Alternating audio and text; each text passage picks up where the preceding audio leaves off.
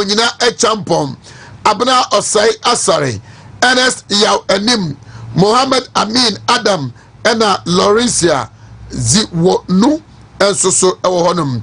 Committee on Parliamentary Affairs Chairman ye Kwabna Oche Dako Mensa afe Omoma Karibie Mumu Dominic Nitiwu Mavis Nkana Boadu ena Collins Adomako Mensa ensoso ewo Parliamentary Affairs. And then ranking no okay, so Joseph Frimpong and I chairman, vice chairman Anthony Mie, Kwame Enyimadu Entry, and a Kwame Apia Kodia and a Mohammed Amin Adam and so honum. Chieftaincy, Culture and Religious Affairs. Chairman no Fred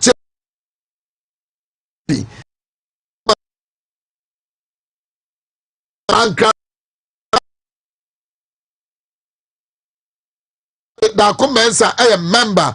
Kofi Obiri Yabua a member. Subin MP Alexander a member. Ena Umomaka Enso Ekam. Committee on Security and Intelligence. Ranking Boahen Ejuso MP. Kojo Damwa Afe Alexander Afenya Markin ena Kofi Amankwa Menu Achoma Kwangoma MP. Okay, Committee on Sanitation and Water Resources. Ranking Stephen Amwa Inshaeso MP. As a friend of Martin Deputy Ranking Set Osai Akoto Nyini another Achoma Mponua MP. Kojo Oponkroma member. Kweku Amprachum Sapon member. Abdul Aziz Fatia and so member. Public Administration and State Interest Committee on Public Administration. Kweku Asante Boahen and Vice Chairman Samuel Ukuno. Members Libi Gloria Owusu, Nana Kwame Asafo Ajay Aye, Lawrence Agency.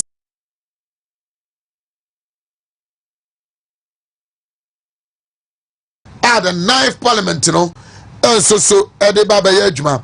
Na the Ameritate, if we enra anajo eba and say committees no ebeto jano, amount for pie line, amount for kwa pie, say committees no, ayakwa say, where's the means about committees no, na woman tiase, I understand say the reps no. Especially as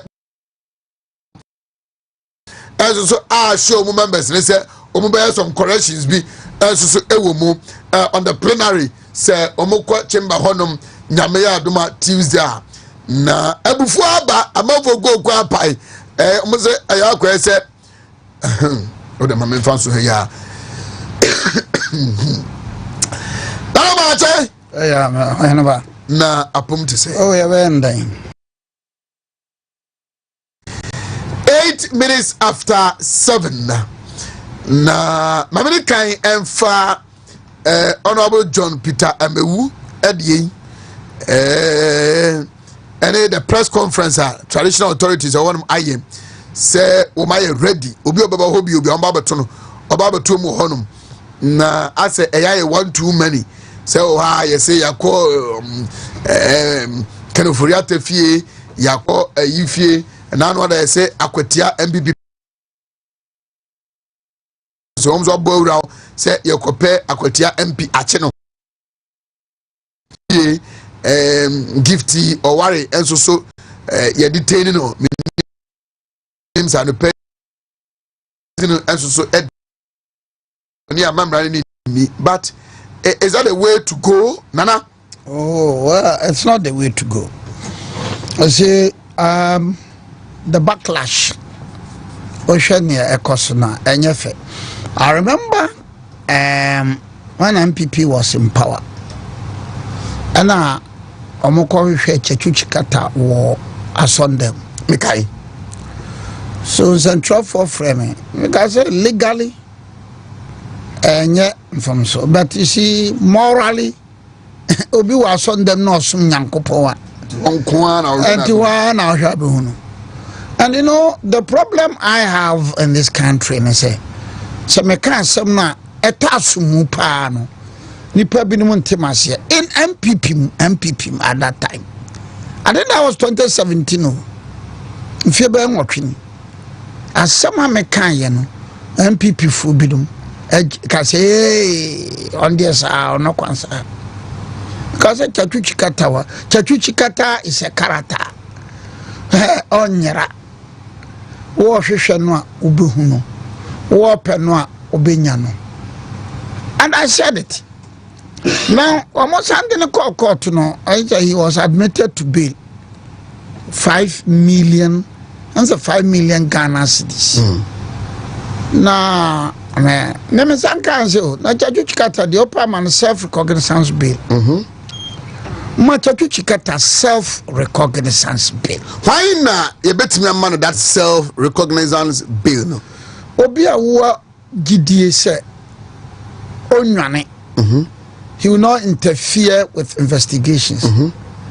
Mre bia wo hwehwe no a obeba. Tese me ade bia me TV. And so me 2017 no. Because so na self-recognizance bill o de ma Chatuchikata. From so Bonibiani. And you know the euphoria at that time no nipa no tantimasia. Ebinenia NDC for no NCC National Investigation Board for members and dangerous. Look, in terms of governance, I am saying dangerous. No, and no. Some individuals be am krankure binum abeye se adwuma no ne bede betumi eye no obenya binum ama wo ma support them. But in terms of governance you don't play to the gallery. Adze na no meka bibia ya mean so no ka ya osese nka no Ghana ha nka nana no gina ya no. Yeah, council of state. So no Ghana hanka na no kora no ommo no mususu begina. Man can somebody. Ai. Na me kan say yamin. Osi no ni Ghana. Yamin. Please. Yamin. Nyanto boasi o. Sane nantwie ni dua nka ne to no. Sa na nantwie su ni dua nka konfonsem. Maybe you move in Shia Bacosem Pino. Ya mean Ebia on Siabi. Maybe you move in Shia Abacosem Pino. During the passage of the Preventive Detention Act in 1958. CPP for Beji Jinamo and one call said ya Bibia ni Hobio, ya Tom, ya Adi. After Kulungungu incident no ba bechi betum no abe yisu sa law no an na CPP for akwaje tell you them a few na crab akwaje tell you them a few na crab gbedema na Kwame Nkrumah prison no Odem Bedema na ye campaign ma Kwame Nkrumah nwene ye wa Accra Central Bedema omu introduce PDA in 58 Bedema omu di PDA pam no ade na mada asafo eje yamin emma de ne magana da de yamin de na magana da ena bipufue de na magana da Danonsia, sorry nonsia, danonson, sorry nonson. In 1979, June 4, 1979, Boachi Jang, Nekwa Jerry John Rollins. In fact, Jerry John Rollins said, no, Rollins, Kuran, Sabia Kukunu. Actually, Jerry John Rollins and Boachi Jang, Akasakasa Beto, Monsam.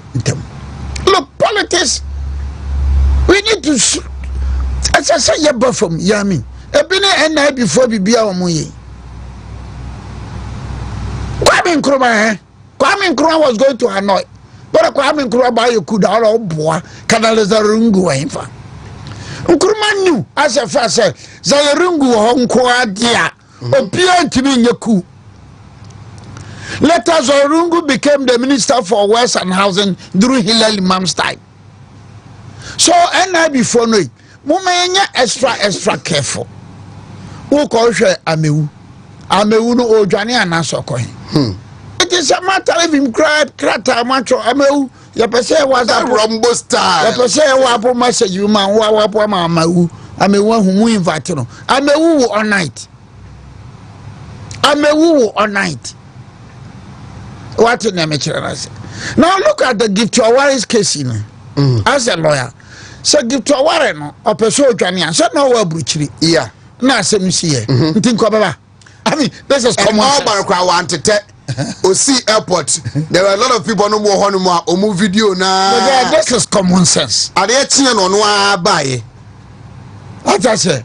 So, and I say, with a common sense to tell you, say, so pursue Jania and Cabruchilin Oma. In fact, before so Banumpuno, she even made known. Time Oba, flight or Odeba, time or Belande. Said not joy news, monitors or the Emirates in Eberland say. Into a correspondent to be crowned or Moka say, what is happening? We're doing now, or say I will do a Bidumashiano. Ain't you know? No, I mean, this is governance. From Sobia, yeah, Kono. We should make sure say we don't repeat sound from Suonu. Even in our own parties, young from Suobinum. Now going forward, no yetim kase mama yen repeat some from so in our own political parties, even our own homes, American homes, the relationship, biological siblings, yeah, from Subi.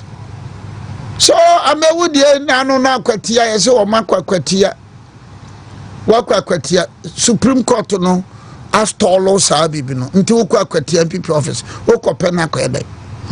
Oko pako china na kopede.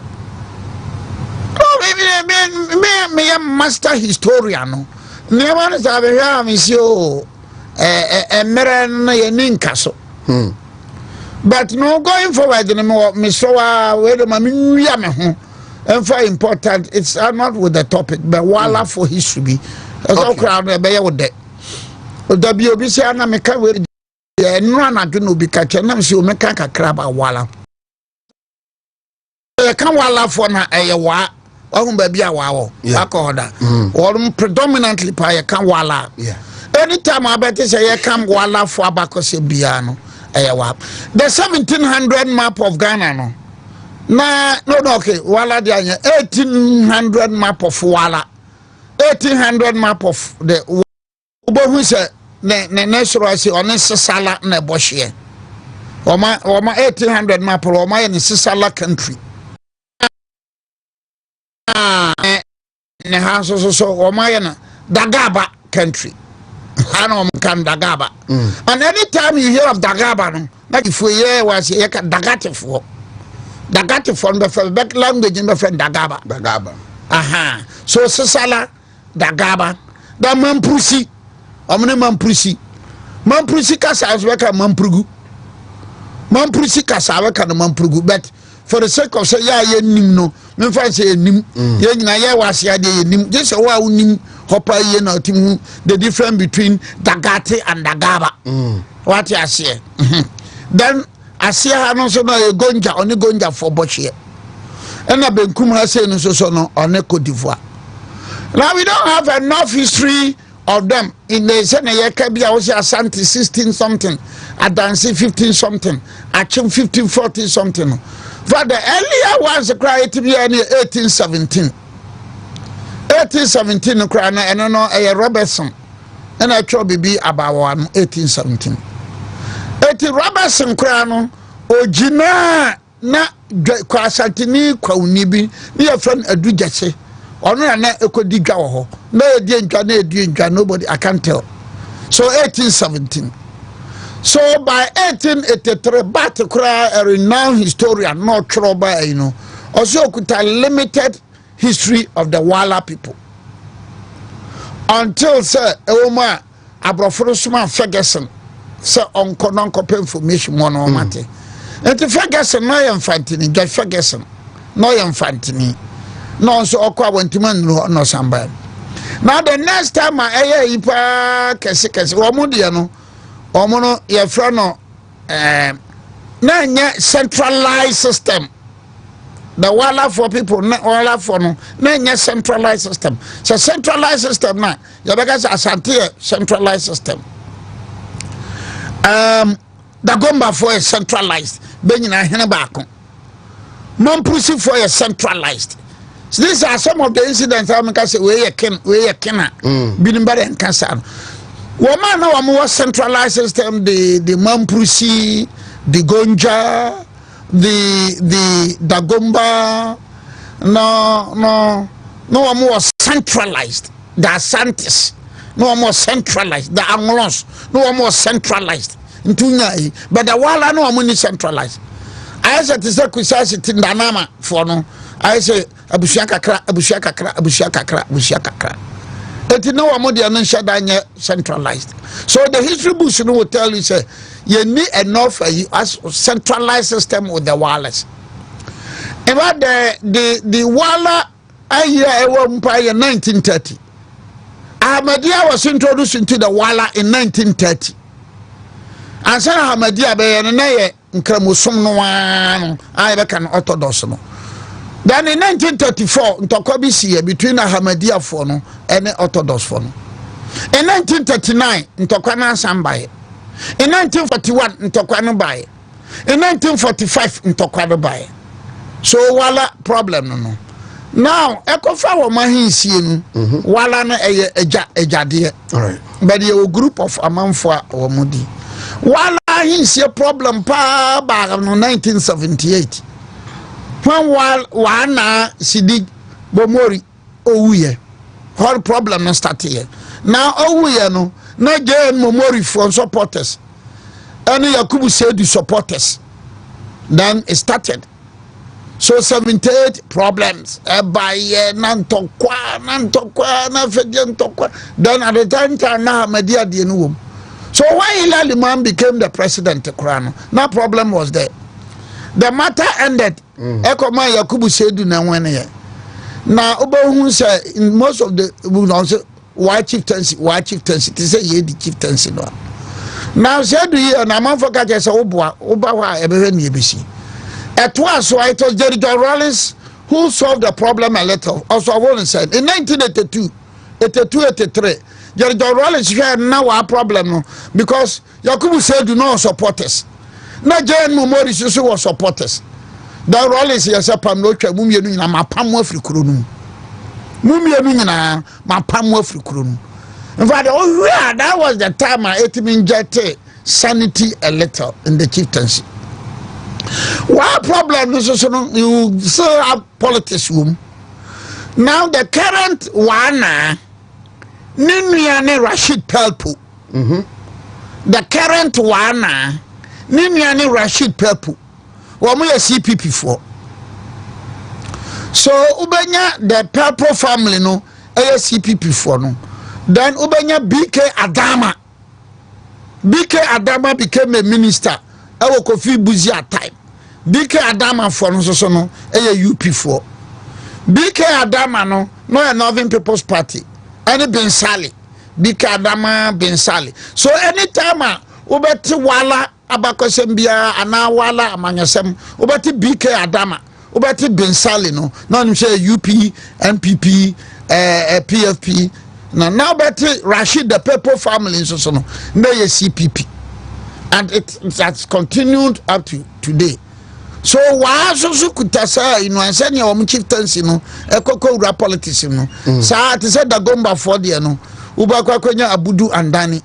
Predominantly, majority of the Abudus are sympathizers of the UP, MPP, PFP, Northern People's Tradition. And predominantly, majority of the Andanis are sympathizers of the CPP, PNDC, right. SMC. So now the little information about 68 independence anniversary.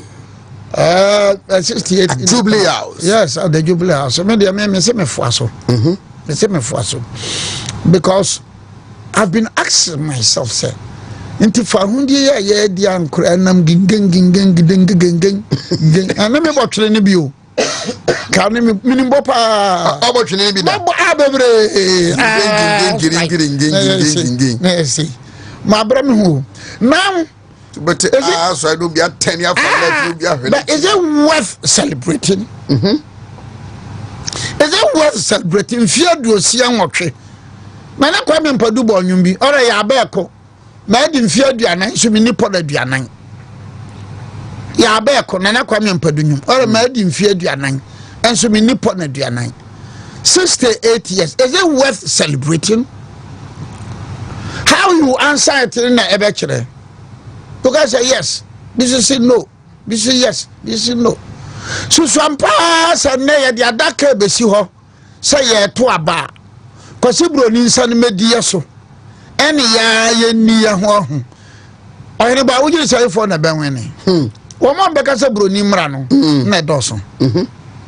Because the frustration and the despondency. Ha cha.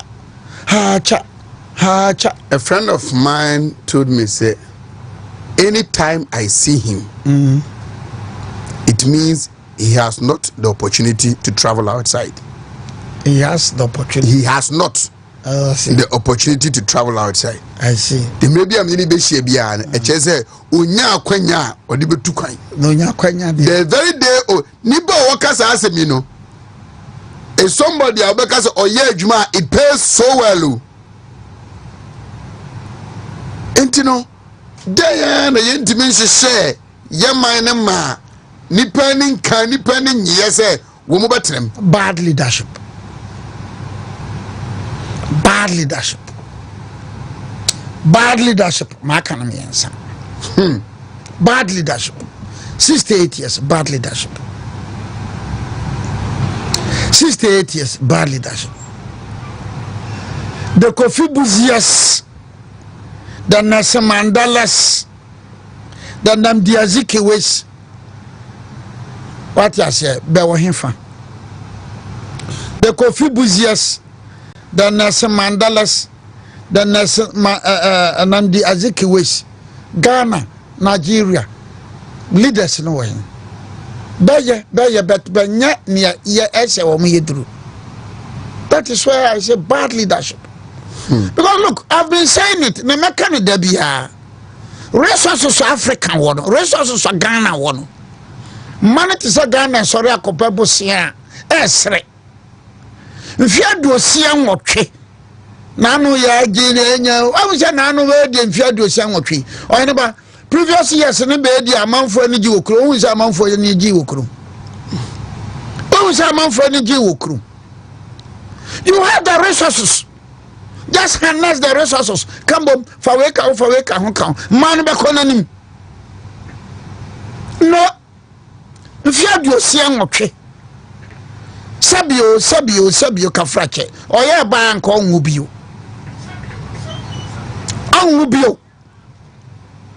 And yet, you know, frustration and despondency. Mekanenra. If you have your siang okay, train yajuma. Mfia do sia nwotwe tire enya adwuma. Mfia do sia nwotwe akwa ne bebre nya. Mfia do sia nwotwe mehwe ne Joy News. Joy News ta yi pa. Ukosirem pa sukuwa Daniel Nkura ati team abba.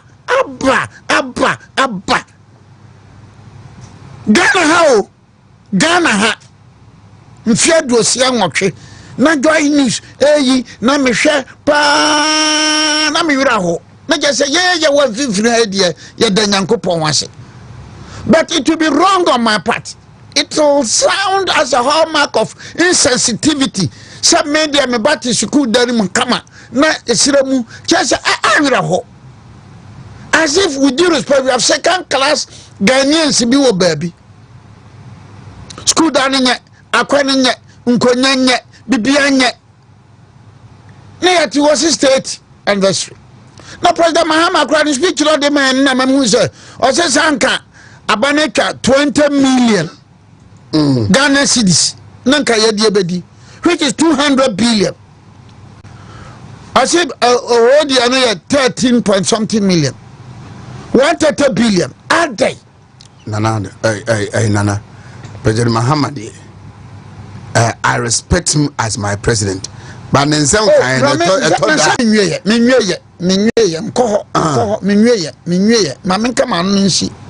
like you raise a very important question. Okay, say you issue 5% or 1%. You raise a very legitimate question. Say, Nani Akano or Hefa. I want to be leadership. Leadership. Senior National Cathedral said, make us a number one priority. No, some make us a hard village, so a number one priority. Oh, yeah. It's not a number one priority. Because you cannot say, oh, the National Cathedral, no, Nanka be the train here, my banks, no, Enya, what the Obia Konoko Pebosia, Obenya Bosia, Abanajuma, Nico Pebosia, Hanedana, Obenya Bosia, Hanedani, Nebanu Kosukua, Obenya Bosia, Opeso Bokio, Subisi, baby, Obenya Bosia. Sama make us say, a cathedral misplaced, no, hard village, no, it's a misplaced priority. Hard, you know, I'm going to say, I feel I'm going to say, back on say. And you know, when you have leaders like this, you have a problem. Country can come because President Mahama could have an opportunity. She will be from National Cathedral. Me can just say, in Kramophone, be more Sikan, Kasan, say. Mukuram Kumase ha, in Kramophobia, bear me and son, 9 pet. Because we see hard village in our Ombisi. There's a young boy, be a friend of Daybreak. Yeah. My case at Yano. My case, Miss Amano High Court, Daybreak. And when we wanted to have the matter settled, and a man initiate. His demeanor, body language, very calm, cool, collected. And the boy no didn't come out and say, what's a bit of minty chroma? And to minim cronga, Trumpian phone. Some of them in bed, but I'm sure I'm chambers, do chambers. Men and I can't say, and I don't because Sabina will call I trust the Sana Baku crowd doom. Sa do no, me chambers net you on. I brought Samuel her daybreak. But a crime in here, so had you no, Miss Samanino, or be my Miss Samanino, Quan way so call a portrait. Aha! Ben Kumso holding in, I'll be my Miss Saman. Yeah. 80 years, I best Saturn. Na bosaka krakabu ni fa so ho na mje krache na sika kwakwa na se sika drose laya osere sa laya adwuma wo I am saying sir Daybreak no ni mfiadu onum no ono no oni ne na mfubetuma si hard village metem trasa me ho 68 years our roads are deplorable 68 years accessibility to healthcare 68 years unemployment obi national service national service time no so no be kofia no national service 68 years we've not put our hands together and I'm very bitter about the British colonies, you know. Me are very much bitter about the British colonies, you know. Nigeria, Ghana, Sierra Leone, Liberia. Because when they more access, because when the policy of indirect rule no buy no, abrofunu were libra, bejaye, emayetimi and yeah, nebani yetina ya. So in terms of abrofunu, colonial masters no, the British colonies no, na ye wo fahundie no more. Until ye na se creative harness your resources here. Unlike the French, they had a French policy of assimilation. No, but they are rigid.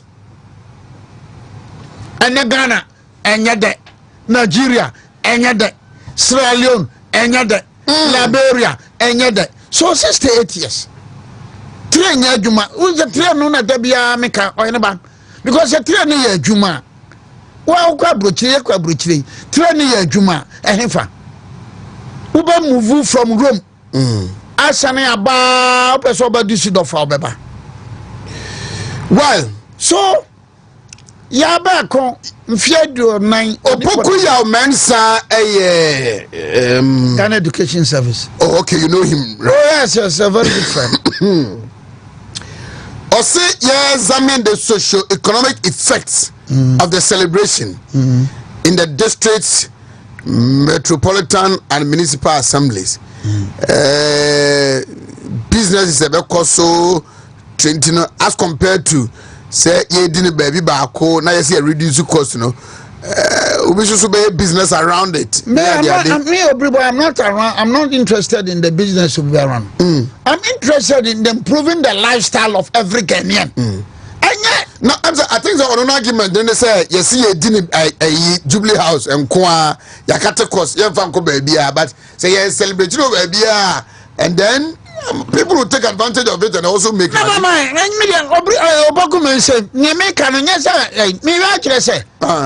Mfiado osia nwotwe no enkase a situation ani ye pe wo ye manu se me kwa yare sabia me wura yare sabia na mfidie nyina ya adwuma me pese me kwa yare sabia menye train anantram me pese me ko sukua facilities no be there me pese me chere no Botswana ni resources se Ghana enso Botswana no from crash to the university free.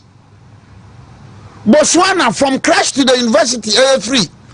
Ghana we have the gold resources. Look, so Ghana you gold nunkwa gold nunkwa ye hwe ye ni ya tie ni ya ni ye ni ya kura ni ye ni ya manage ni ya aba you know no enya oil. So I'm saying it's 68 years. Like Amata Edu in the book The Dilemma of a Ghost. Also, shall I go to Cape Coast or to Elmina? Shall I go to Cape Coast or to Elmina? Yeah, I can't say mu. And now we are Ghana for a pair to now to Honorable Kudato Ablakwa, Nasamano can say High Commissioner, Ambassador Sono, among for Baum. The bottom line is that a good number of Ghanaians are going. And Obiri Boahen, they will go. They should go. They will go. They must go. I will encourage that. They should go. They must go. I will support that. Because you create a situation be Emma me man and Mayano, Bertram Benin. When you someone can say East or West home is the best too. Chinua Chibi. And I'm going to East or West. When yes, I am not back. Because yourself, our brochure, our Germany, your friend school marking. On your school marking, Kakrakra, Dakro Nakatia. Dakro Nakatia. Hanya Bosume, why you man Kurano, Nakatia say. So, 68 years. At least, you better make a say on our education, the back and forth. One Dr. Yaosedichun became the education minister. The introduction of STEM. And they say you improve TVET, no, and then the schools are yes, no. Change of government about the assurance that the continuity of it, and I say about abandon for a new vision of the new education minister, no, only on education, Kwana. What do you have to say? Go back into history. Go back into history.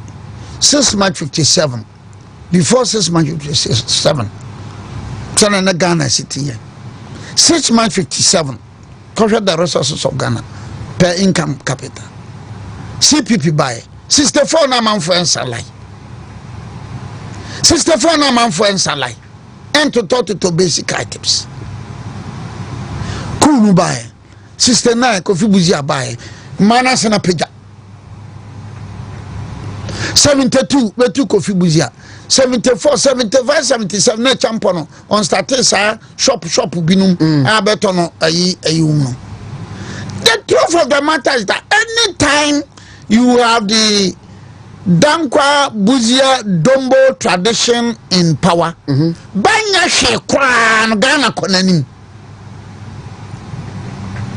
banya womanya hwe kra no baby bia until there was education me restrict me ho education baby banya hwe womanya menka ba bia na binom ntebono no mo womo anya hwe kra no Ghana konanim yamra yachi CPP 57 266 tayo nyama no nyina ya basa state this then after Kofi Buzia a champion CPP 73 74 75 nyama frase say yes okay milk and sardine best like na baton. Somebody has a message for you. Was it setting the record straight? Liberia and Ethiopia were not colonized. Nana should have added Gambia rather as the colony of Britain. They were not Liberia and Sierra Leone because of the slave trade, and they were not colonized as Ghana and Ali, but they rule. So okay. They tested British rule. So me da say Sierra Leone 1870 something, then Liberia was 1820 something. Yes, they tested British rule.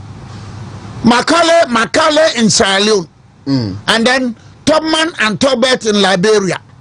Macaulay in Sierra Leone, Tubman and Tobert.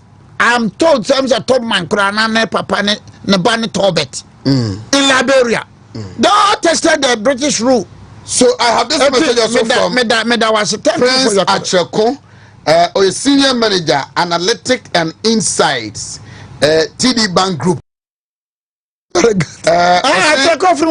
say the fight to end corruption and sign value-driven natural resources deal continue unabated. Even natural resources deal, Ghana must get 40% or more. What are we doing? Yes. Independence. Yeah. MPP from Pine from Pabi. Nigeria French Shatter. Yeah. Good. On the MPP from Pine. You're right. Ghana takes about saying, make rather them guys at 10% to a man for say new time. But for the purpose of the discussion, Mumami mount 10%. Or anybody name it say. If you do a young okay, we see a cocoa from giant multinationals, Newmont, or bet to see a cocoa or mount 10%. Among for say new time. But for the purpose of the discussion, with the crime, pay your money new 10. And no, both NDC, MPP, no from a Jakum conform pension now, or be anti increasing leadership. And so what it is a Mali as a Burkina Faso. Maybe I catch your Mali 30%. Mali 30% leadership, because you see the leader in Mali no sabi kafracho sabi anyadu misrati for other leaders ibia and can one say oh mining company or mumfa bibim koto my council of finding it difficult to do the negotiation. The very time Ghana had been negotiation there, your near power was the Vaco one. And it was a killer Pasoya and Chatuchikata. A dina killer Pasoya and Chatuchikata. It be negotiations. Emma Ghana for a catch for Chamu princess, my idea. And what you know, ya intellectuals, son, Timmy, I say, may your negotiations to say a killer Pasoya and Chatuchikata. Maybe suggestion or advice from the National Economic Dialogue this time around will serve that purpose. No, so that is the problem we have in this country. So actually, okay, 40 was wrong. Yeah, what 10? Mali at about 30. And look, the mineral deposit our Mali no 30 no properly utilized. Mali will be a Juma. Because go to Mali say about 1/10 of gold deposit in Mali no in a bay Ghana gold. Or about in yes. Mali mine is son. What I say? And there's a giant mining company be I say my BB gold. Baby a Mansa Musa of Asian Mali of 3 to 1337 Mansa Musa to Mecca. In fact, Kenuzu Barakuna Krasika, Wamun Mansa Musa. Mansa Musa died in 1337. Mansa Musa died in 1337. Abesin and 8th March, yeah, 8th March 2025. We are Sibian Yancy Casa Mansa Musa. 1337. Do the calculation. Baby Mansa Musa Nyane gold no our Mali. And now 30%. Ghana mining. Ewo Obasi ha. Obasi. Almost to more than 150 years. Leadership. You need bold, strong, vociferous leaders. You need people like that killer. Yes. Do you see that in John Mahama? You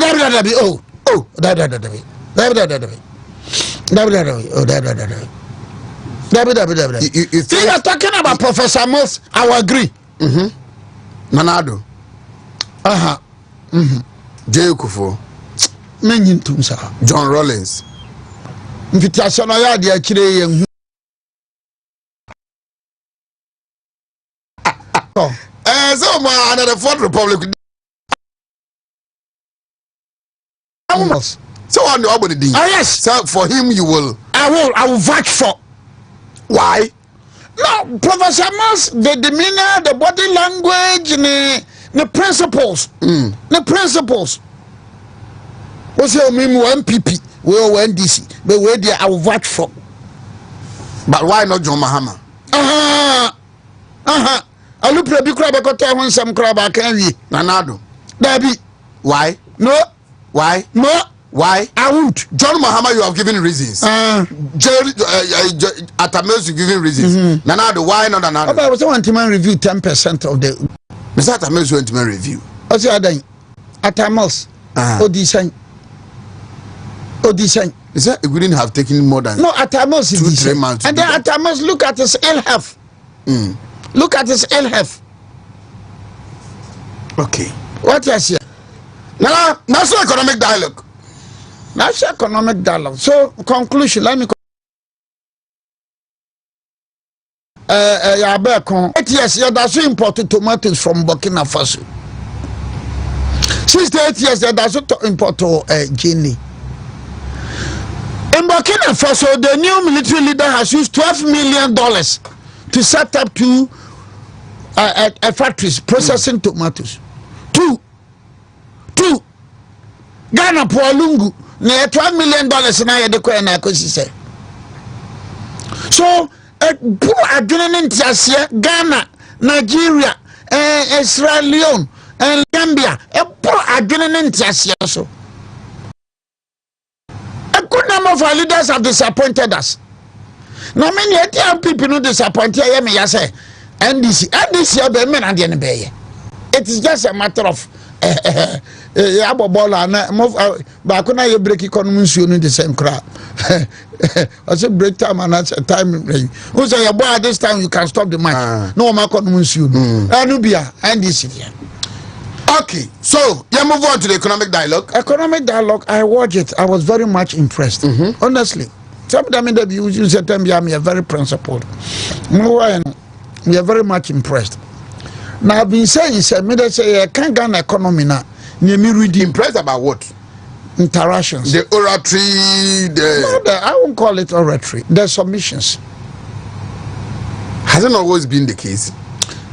And can that because it's senchi now okay senchi menya senchi and hwe se ne na no de menya daje hwe yi bai now presentations no nyina no so ohwe so awunim there's a common ayiba ku bi namu enamu ba umia digitization minister bi obeka se bia no o se digitization minister bia digitization they say that some frama digitization ni wa mframa ni wa wontimi survival. You just listen to all the ministers including the governor Bank of Ghana including the chairman of the Afeno Mahu including the chairman of the occasion. No? Then there was somebody on the NDPC also, and also no more South Africa. Now he was talking about sending them living in the back, cherry and to send South Africa.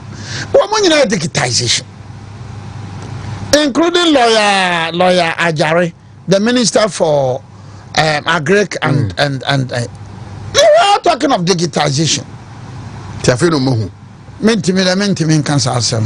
But no, I know you're very important. Then two, presentations in some of the Mayano, Utimu say, they are now faced with the realities. Campaign promises in a campaign, I'll call it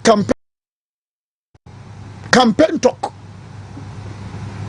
Because say Utimu say, Kofi Amabu Timuka say, yeah campaign on MPP4 now where you say MPP4 say then we are Kofi Amabu presentation the stark truth to say another Eric Poku presentation na campaign na or the yes you na Koko Beko say nebe say now no Eric Poku presentation the stark truth the naked truth. Like the African intelligence,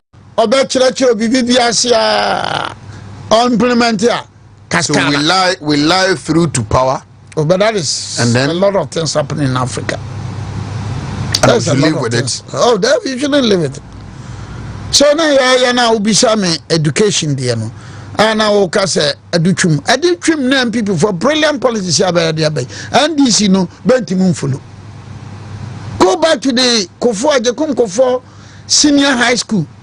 Ajukunko focus or best starting say and this I think it was Madame Betty Mood Idrisu. One say a campaign ya better some fee afibako and penny and pababeno woman check no afibako. So like the national economy done the most African intellectuals they were so brilliant. Book wa juma ve yade. But because I say okwa brochire ya uko ye mumanim fo no bebraba ye nyama bebre won aye tuntumfo. I am told that the number of medical practitioners in New Jersey and New York City about those ones the medical practitioners in Ghana, Ghanaian medical practitioners in New Jersey and New York. So the number of Ghanaian medical practitioners in about 5 states in America.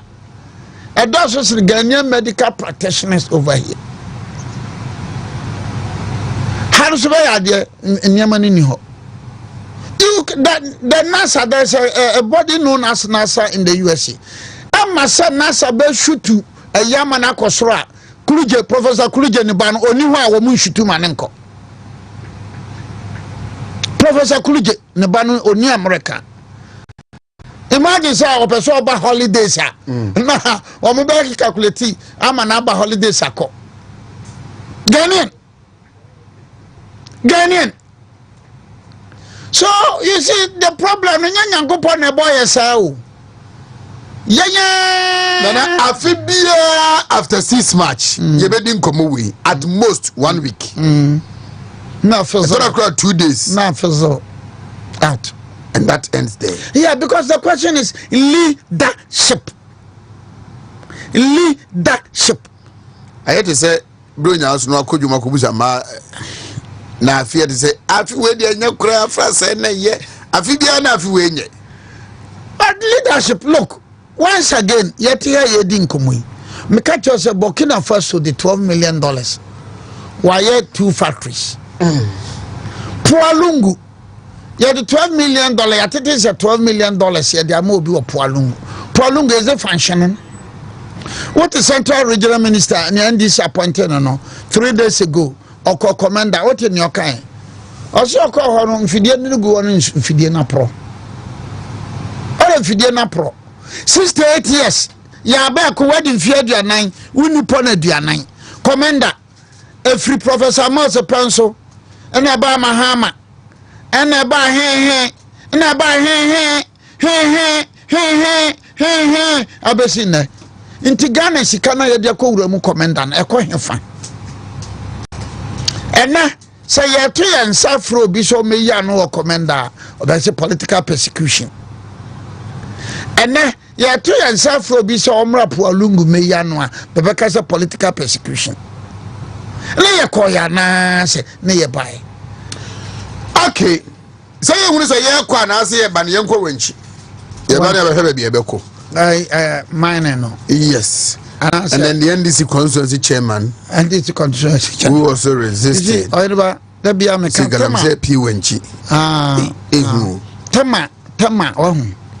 Tema na NDC for ne spearheaded by Professor Jamponum. Nebe tiam galamsiu. Na me betra mu studio ha ne meka ne say. Let's be very honest. Me mine no asem na mo kan. Say unauthorized. Illegal, unapproved, and the Mekan wasem. Na so kutan and krata no ye mine no dia. NDC ni to own two, MPP ni to own two.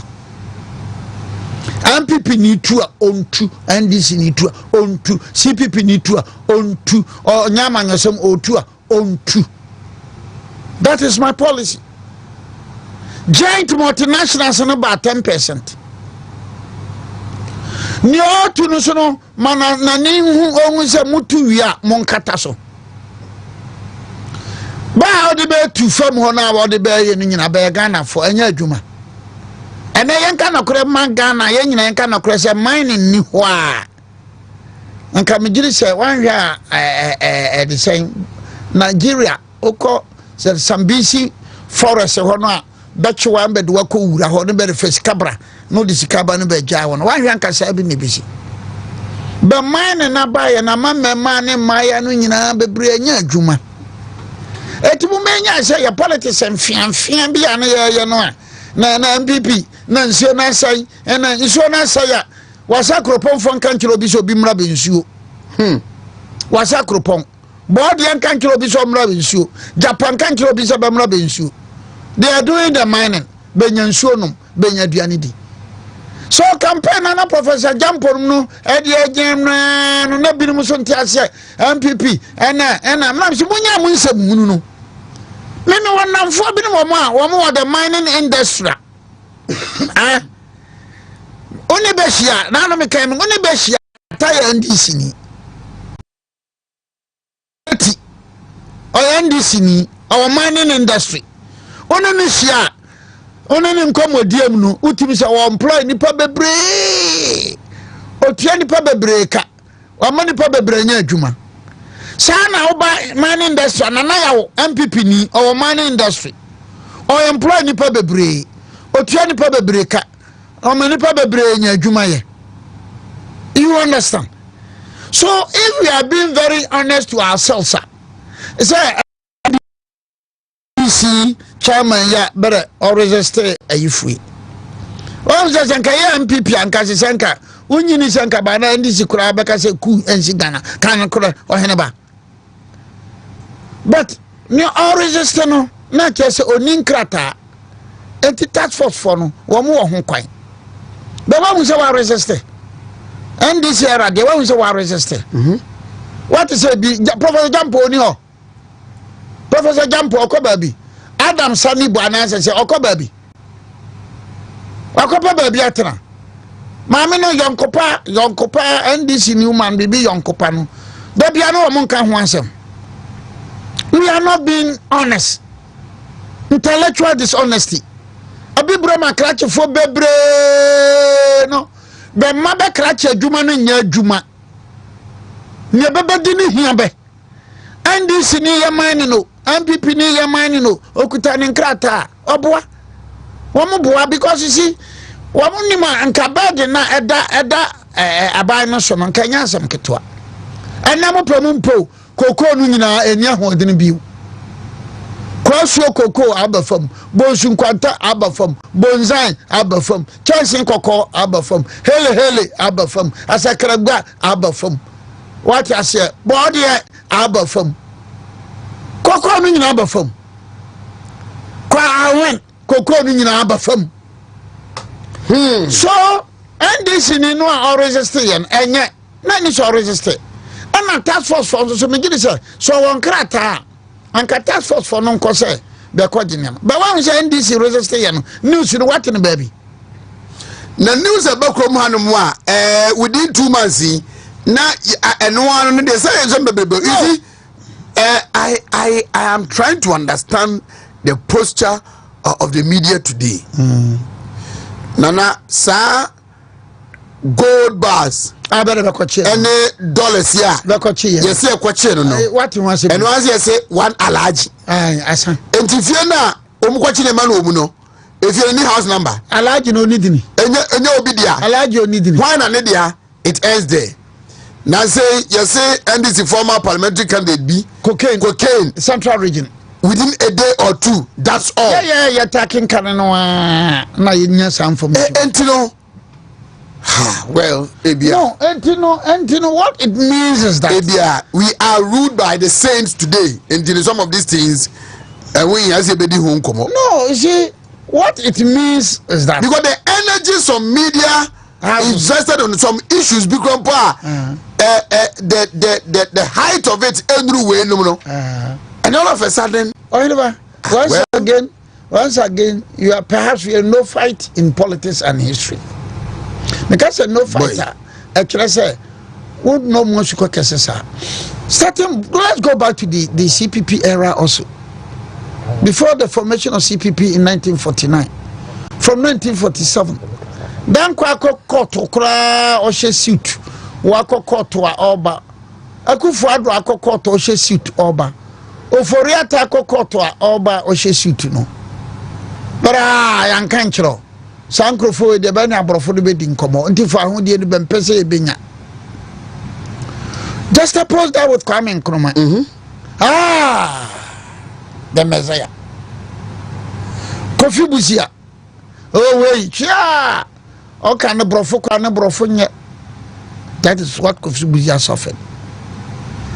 Fabato a champon brofo de do so the dankwa buzia dombo tradition no our problem be the problem is they don't hype on nyama bia ye nkontompo ni nabraba. They don't hype on nyama bia ye nkontompo ene nabraba, but the CPP, the PNDC, the CPP, the SMC, the PNDC, the NDC, no. That is something of our tradition. Something that I be me to MPP for no say. Yeah, nam where them ajakum wo na nam. What you say? But we never nakotun samampum. So at any point in time, no. As I said, the MPP tradition, the UP tradition, they must accept the fact, say, Nipa mama be a huhi. Into your try na mombia, I say, ye. As for the NDC, as for the dear. Mobenya power and sema na maliki basitele numuka. Nene umbenya power, never asoka. This in a minister muyatimi akase forest reserves no galamse for akatwa nkono forest reserve galamse for akatwa nkono say ya people so ana asem we wo mo kan ya nka megiri say nka Ghana begina hoda no a life will come Ghana siwo is it hohoi area hoi na amewutu trends no eko na Gabi Ochidako and air driving ne car no then that presidential crown a boy anymore. It was Ibrahim Mahama who drove John Mahama. Say imagine Gabi Ochidako and now bedia two and air driving with that presidential in badge no a book and enka ni ebesinu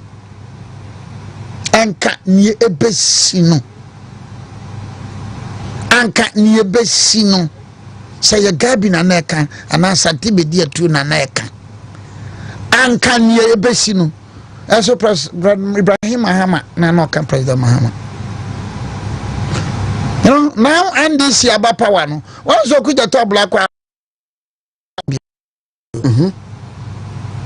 NDC aba power no what is okuja to black eka the tie-dye wish ni bio and I when say and before no call me wu no voter region a stronghold of NDC. It is anka MPP na wa power call voter region nka ba be call no kra no nka de na beto. So you should look at the issues very well. And the MPP for no edu ba bia mfa ho nkoto NDC mona moye preseters mona man be kɔ nanim a ɛyɛ it is NDC ba na tre ya nya adwuma is it news NDC ba na ya da so for tomatoes in from Burkina Faso news because me na de no bebe ye drip ya ayi Nilante Vanderpool in some on cafe kufa do hui drips are ebe dia bay no ne ba be coordinate na sabi o tiafia ye ne so no ye ne nchane sabi no but no Nilante Vanderpool aka enya yi be gina ko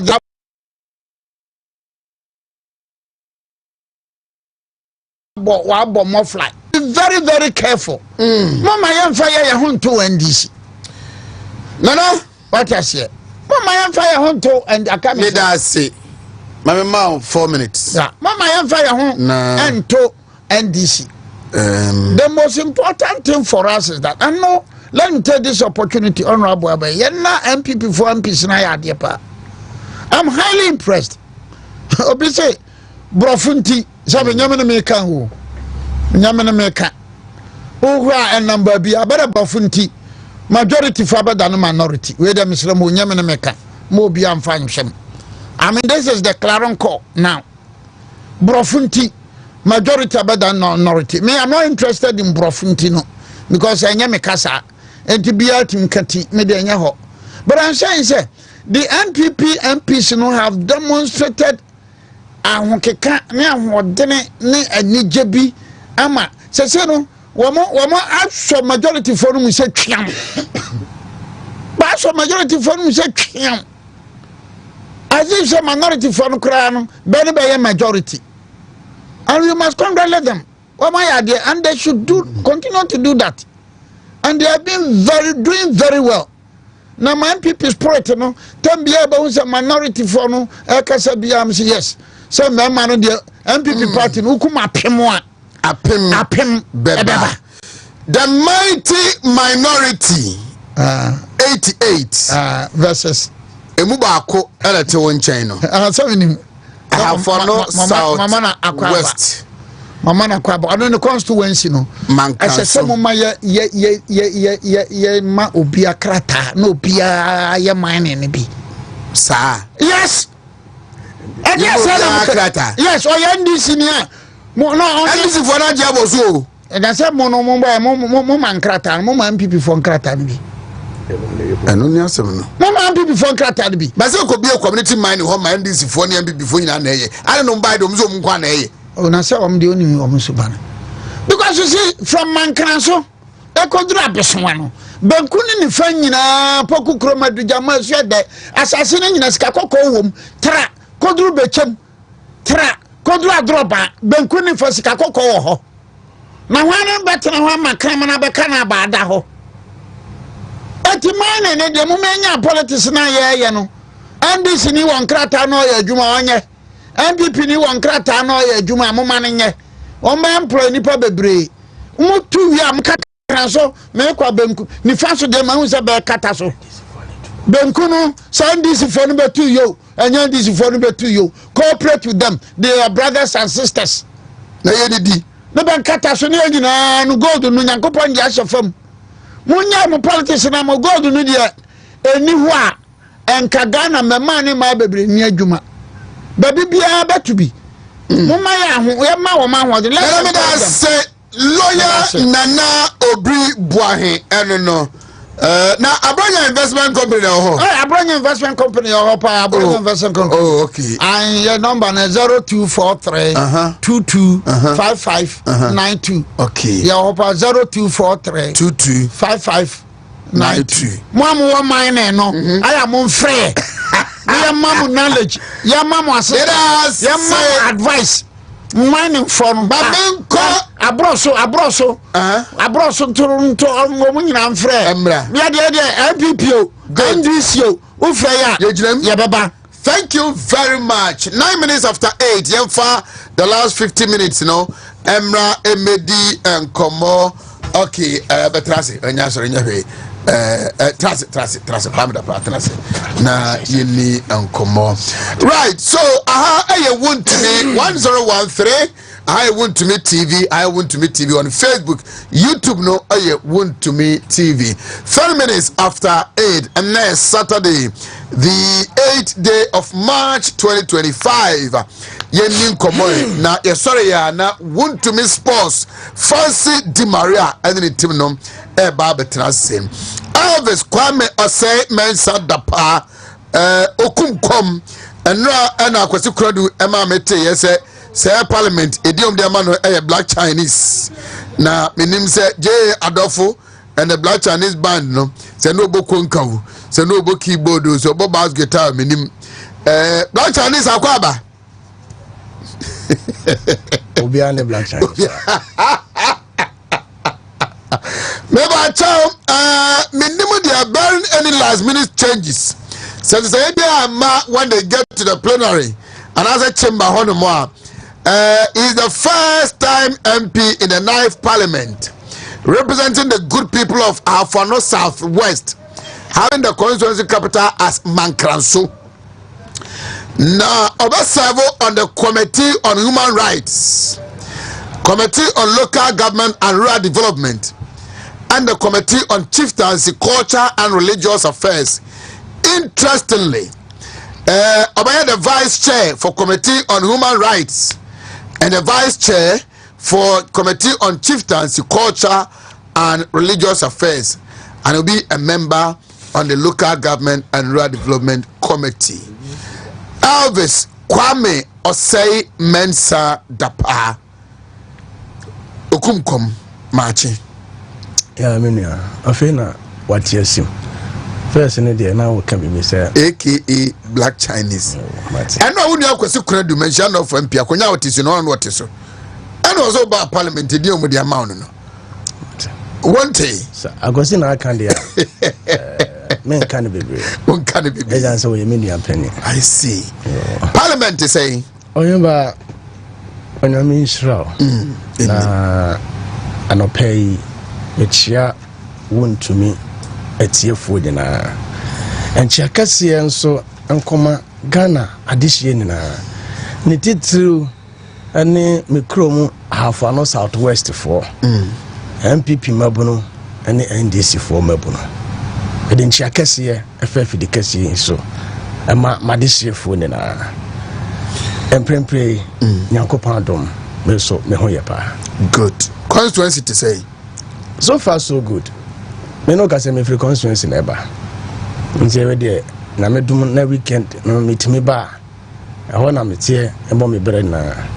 Eno a me fa kwanya so eto part of the constituency. That was about 2 weeks ago. Me call Ango ene mpasaso do tie. Ma starting be thank you to no. Nti nkoni me na me di kan call ye. Eno na so na me ncha de me de kopie mu wasu okọ. Achiase menhia domia pasaso na me bechere cause for communities so esan koto aso with the thank you to.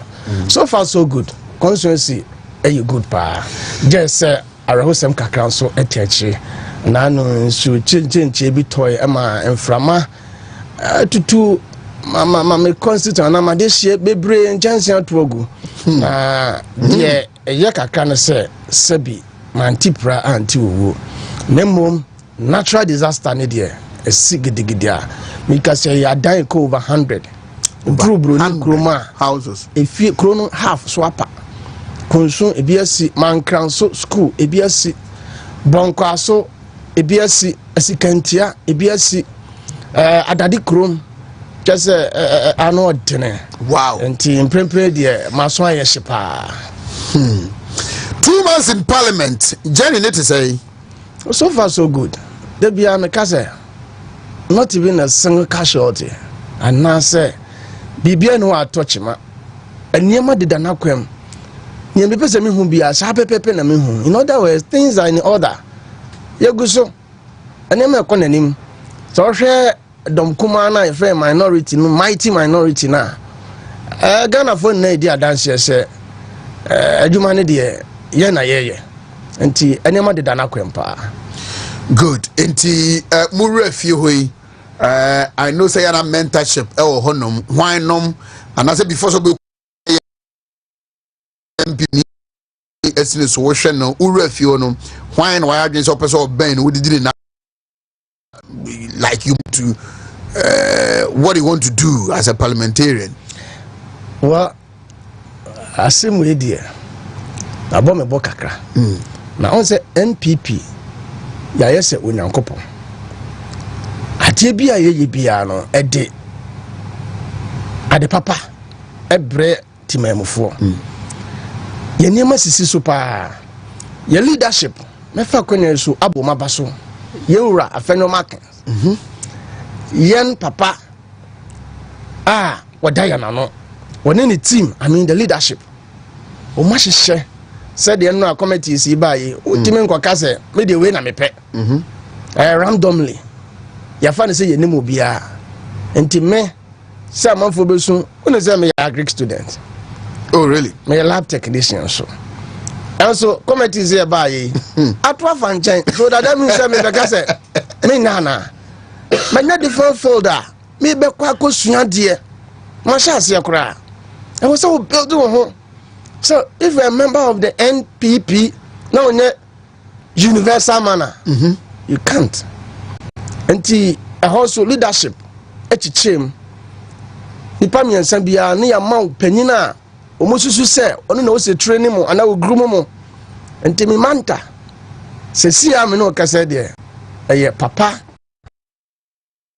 former education minister. Really? Ono ne nipa ya de machine doctor ya say edwum doctor and mentor one hwan na o mentamo so far ye nipa miensa okay kwabiri wonyina ka ho onyina okay ba konom je se me hwe me phone so na me ko group num okay na ye so ye papa ye se on tete ye ahobra se o se papa no bre ne ho ase sure de kwan a o fa so bre ne ho ase sabi eje niema ma ene Ghana education system no apeja no sakonya na so ene yenso ye pray ye ho ase e de ye ho ahye na se enti obia awo nipa wa hye na se ti mi manta no for now 2 months wo hu bibia ma wo tra se gu ahome ye parliament ni say net ye wo hu bibisa me hu bibisa tell me about it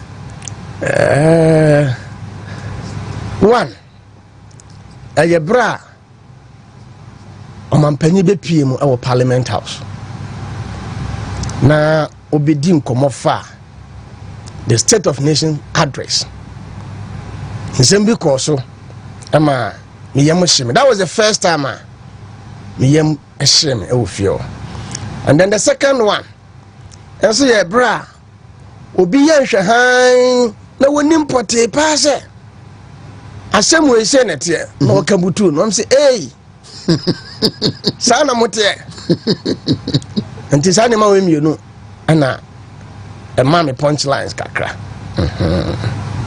when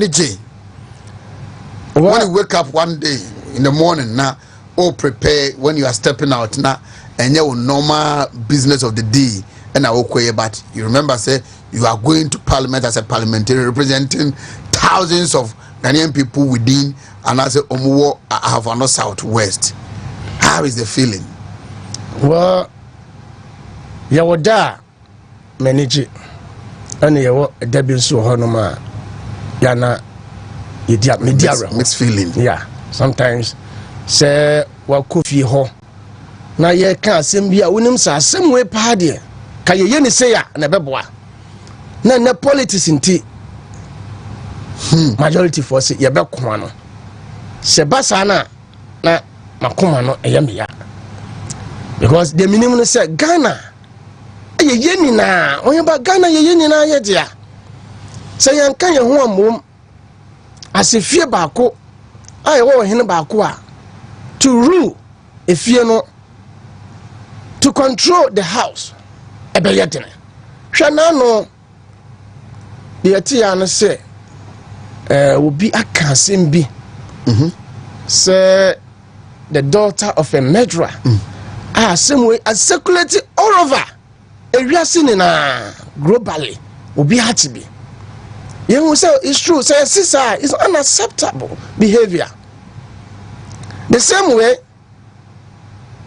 dia wakaza asem crowd here ebesi na ye hu picture and voice ni ate say AI obi de ye however ye woni ono so kan ni de no de te say de menu mi onu jaw ni ye di nkomo edidi chip honorable Anodom Frank Anodom Atem can all sort of silly things a chire papa bedroom ebesi na sabi yante ho asem hu bi ase obi ka with the motions say ya the atwa okra the founder of the MPP you know obi so from majority side also ke cannot report all e de chire no eno de ase ayeye fa so buzi ahụ asem no e de se ko ban sa na baby dan kwa ya na ye mu bi ya te one man say ehin ne ya be wrai ene du ba bi a ne ya ka no sa e du ba bi so de a ne ya ba atra hwenano vetting committee asem e course so say obi papa venyo unu say ne fa ba bi every voter region nti se wo firi honom na wo di nkomo no ofisa nkomo de obi introduce new thing that means you know all people belonging to the minority side we are very very inquisitive also obi atrika no ba na papa ka se yese brofo nti me kra ma tibisa na nso ya de ye nka brofo asem ye ka ne yetumi ya asem we are more curious and it is also free voter no bisa as a voter sabe ne yesa wonum say yaka yesa agbada yesa bobobo ana wakobo ba ko bi efenu bi ni o se tini anti bi da ana se grow me free mu ye tini na sa wa ma ya sa na me hwa wo de wa hwe ekwanya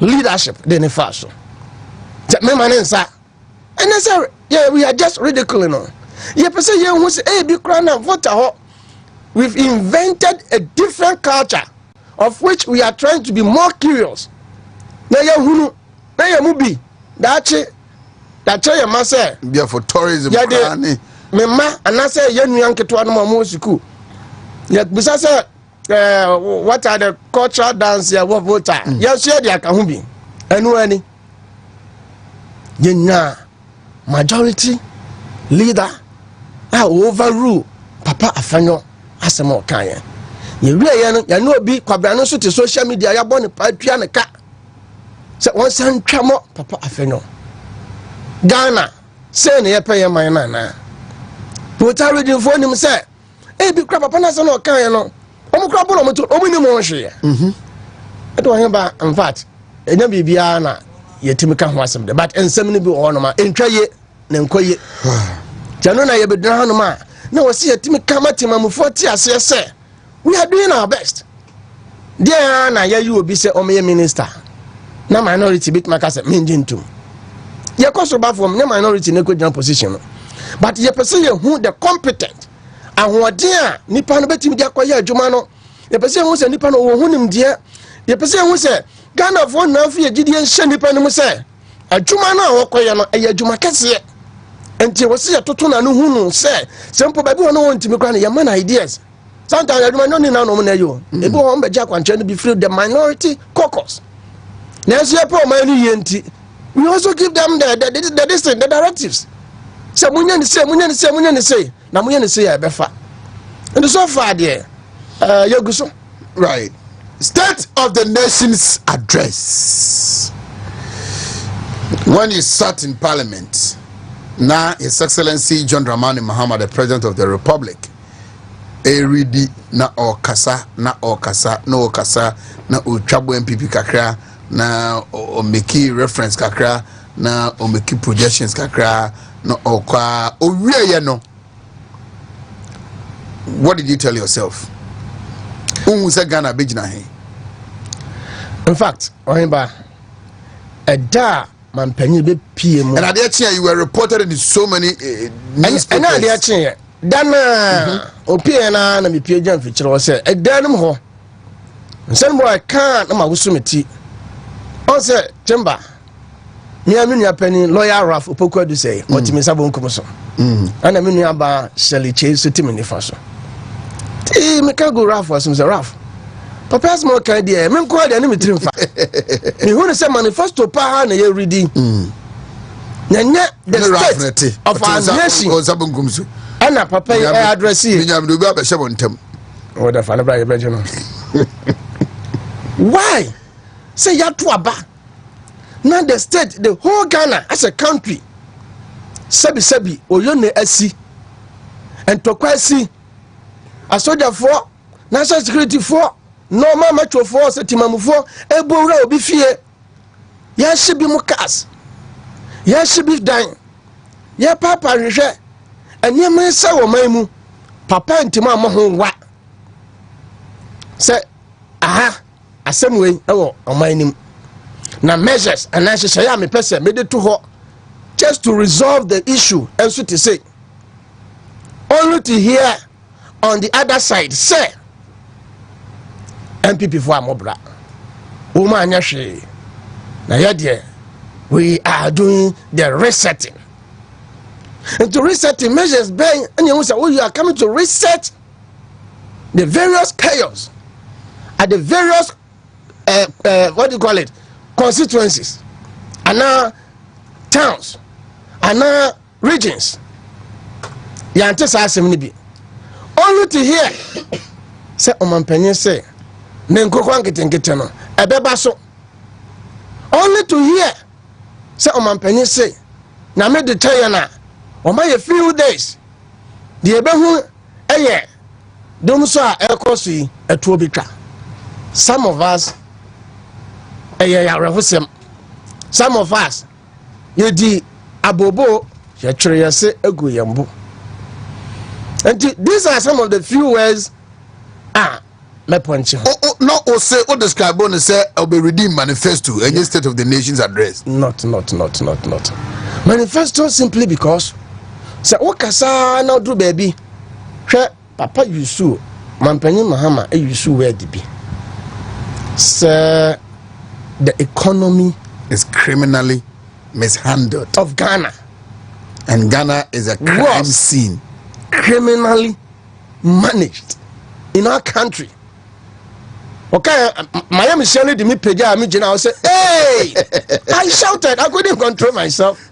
Me tiam say hey, criminally managed MPP time and as economy no teachers nursing trainings allowances and as economy no sabio etiman kania anyamawadi ejina so 24 hours and as economy no sabi etimisiese Ghana ama yaniema adida no wano na wodi ya o se wodi abai enu na ebe ma Ghana fo ni na bose ene se first one ene oheba constituency NDC for ma pressure beto me so esanse omanya Mampanyi se wono na eye ni yie no afeda ko wie dum so odo hafa no southwest ya man kranso give way hotel echo transformers wo enablo on se se dum light ya obia owo fie edum ni fridge obi dum ni TV all electrical gadgets ye dundum no with the idea say light ni betima ayeden asey no enti ko basa na ya so light ya power no ye den current na no kosoro. So with that, so obi azo so nyama na transformer timi tutuo me ne wo ka say dum so asɛe mankranso transformer baako amene crown half edaso mu wow afei ana metu anamon me hwe anim se enum anim ya either say you be repair and I say you be replacement dum so ya meka ho asem ya kunsu and also one of the transformers me no ka say kunsu half of the community almost experience dum so about 2 weeks now me no ka say ya frequent dum so ya ko achiase mpasa so achiase transformer me de me bottom sakoto be sesu se na be ya me kromfo be nyan kane adam o metima ye cost store o menum so onuru ana dum so ya edija akwakofem wow ama hot transformer so ebulo 3 4 kra na community ba kono de ende am se manageable ye wie ya me nwan man DC fu akotena chance se ana me se me de bottom sika na to transformer ni ntino ma bo pass ye metutu hu ne ma me so light ma wo mu. See how or misleading the constituents. And now me kwa chance. Me kwa na me to me bo asine ne me chirechirem na me oduma wa chira Monday di anu ya. Ye ko baabi ani. Akotu transformer no ho anamo. Just to disprove them. You see ye dibone e de ye politics. Basis ni ye say woni nkane adam. Na mabro nkane na ujira baabi eko kase nipa samasi sabiasi wanyu obi aya ye say ni din in fact enra midro mpo NDC fo ni bibufu ye say omu members ni bi nam ko kan sa asem anyahwe no okumkom am ye hunkane a the first time in history over so many years down this rade boy ye onye no mienu besi na a chance no ye hunkane adaw and MPP adaroma ye hunkane a entiaba ye NDC fo dey no ko se ye ko se to so ye man kanya ni gina ye ene dum so na dum so no he ba me kire mu ya kire ene ba bia na dum so no o sa ahwode kase na mu da begina Ashanti region so thinking say omu grove and this is bi ni Ashanti region ha and NDC shouldn't forget omu vote omu nyan kaka na no Ashanti region not even voter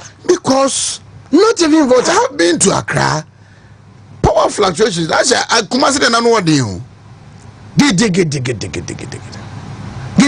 And me say, dum so ama menya problem our constituency.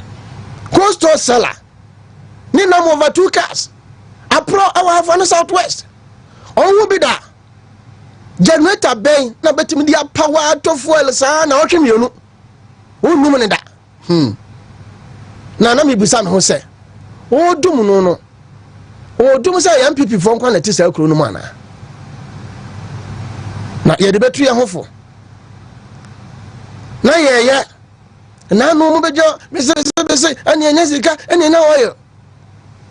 Adumra meka chen this for so mu ntumi o mu nyanto e papa be ye ne ye.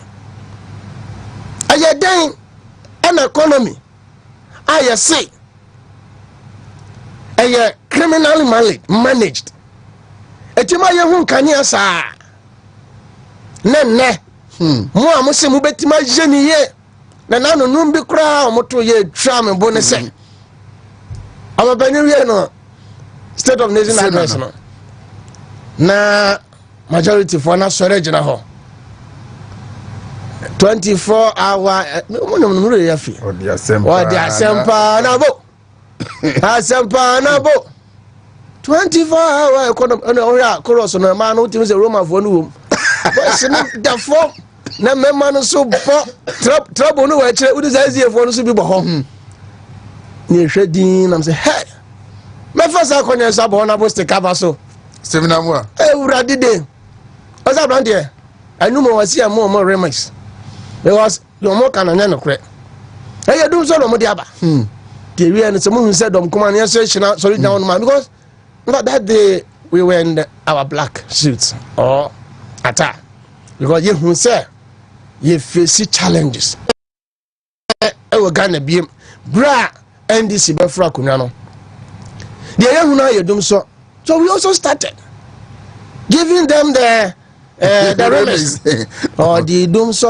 nabo a doom so nabo yanso Roma for be or the man bought treble na me man abo base no 24-hour doom so na man to one me hear me yes me we am one and no me papa ne sre so you be laughing you be mocking at us dia question on ba anya se dia asemo Ghana yanu ye ho Ghana amanfo statisu businesses are starting collapse you keep business every business starts at home what be as so nadia na wato aduane adi awa hafo no southwest obi so nadia man kan so kunsu people so achiase ya so mpasa so and also tourists who son kania obeda na yere ne ma ato aduane adi na adimo ye didi no he is not a farmer neither a trader or a driver to send ni pan he fa no kana kwhye madam costola costo seller me no wo ka say ne namu na pro afei na oko apply bank loan for fraud interest alone and hifa and NDC for a di Ghana for enum bi ewrai obi started aya petition no ya summons obi summons no ya the letters ni bi aba because no obi loan na the cost no every 2 weeks no tua bi obi dey weekly basis and then prepare me no ka say 2 weeks now 3 weeks now almost a month now on tua can be da and now obi fa from from some one obedem na mpa Tuesday ben obe court ko na mni na pro na nisika na odekoto ye okoje bo sianse fa so na ba na obetete na kaka kasa one day obeden ho and end this yaban amane na mu na pro ye ko ya na ye bai ye to abasa ye benya ni gie wo Ghana anase be dia reho adeka akodam wo afiase ye to abasa sabio ye benya adwuma ye agya ba ketua anase mapani de letter beba say wo yi ni over 20,000 adi and now makofa letter fufu bia ba omo boa omo de ba be fa omo nkrofo kakra bi anti minimum say disclaimer bi no omo issue say dey no oma hinoba Ghana for ye ho hihye na emu bi grade do be na yasema ye mobo because we are from the rural community yeah the be ye wono kronki to ankwa na o ye ni tema na ofori krom bi sa no and everything mami ani na mo pray wa frame papa ya 3 weeks in also that day wa frame ne bada hospital e basa na pressure buy so why ba make bibia for drip machines no yeah MPP aban ajawroma ye hwe hu se me officer say me sada pa me wo constituency a developing constituency. We are not yet developed, unlike other communities, like the East Legon constituency. I was working. And my penny, any Crawford share ya make come penny, I make young papa and go for Adua or your former president. As she say, I was so my years to say a pa. Then cronk it one. As far as now, you start to make a proposal, you go Peter Pa and this other Roma. You can it to come with the Nankanta stop no.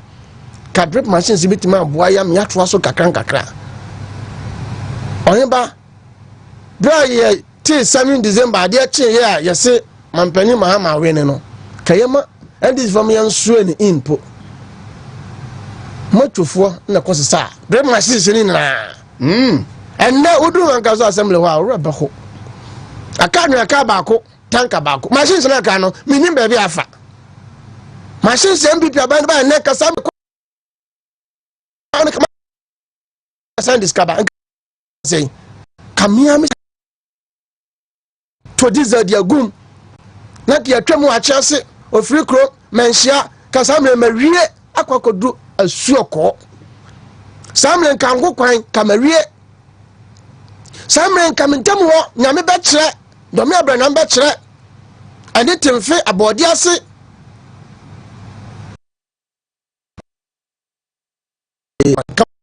Maria kwani na esenne ashinsi no esamra senkrayo I don't know what the machine Robert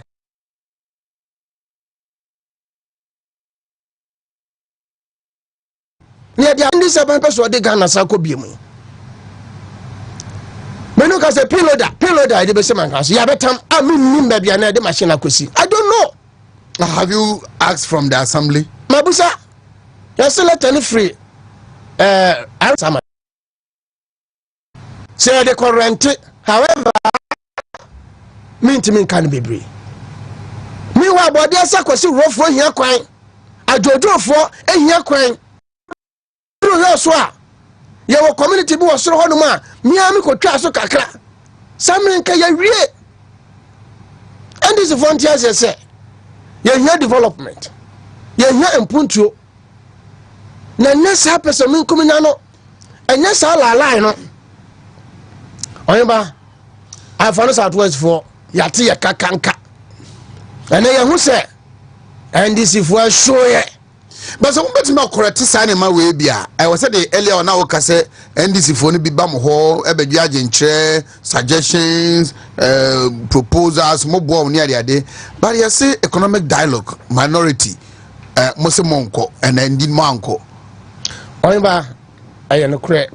We were not invited in the first place. You were not invited? Yeah, invited. You said they've started the move. Now, unim, sa economic dialogue in what's my yekin.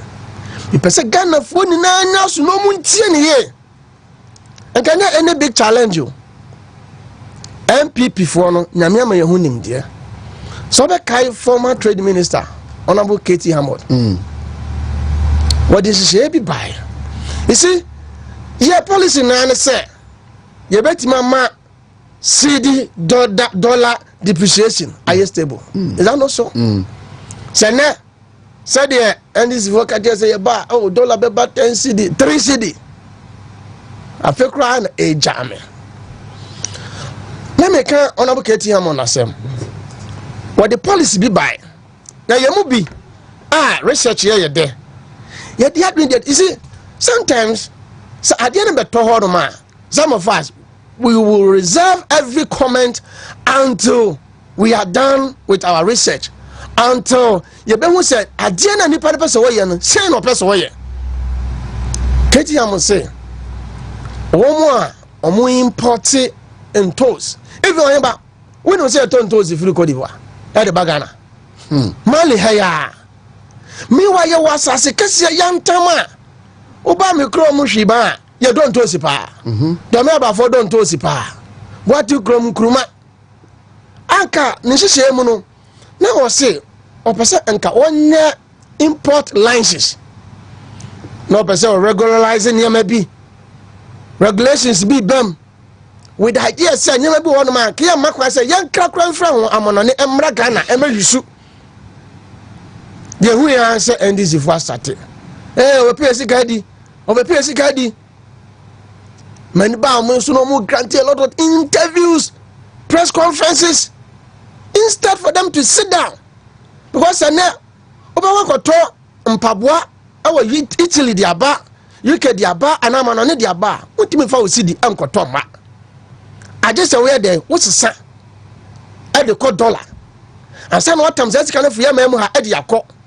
Me, what Papa Transim who say. So to me build factories. Sir, one does one factory see. So to me a one does one factory I can. You to me J. And nanka. Yeah, yes, sir. And Pabwampa ya crabber. And toast a crabber. Biscuit a crabber.